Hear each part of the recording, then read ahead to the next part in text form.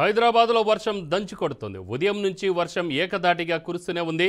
మోస్తరు నుంచి ఎడతెరిపి లేకుండా వర్షం పడుతుంది. ఈ నేపథ్యంలో భాగ్యనగర వాసులకు వాతావరణ శాఖ బిగ్ అలర్ట్ ప్రకటించింది. వచ్చే 2 గంటల పాటు జంట నగరాల్లో అతి భారీ వర్షాలు పడతాయని హెచ్చరించింది.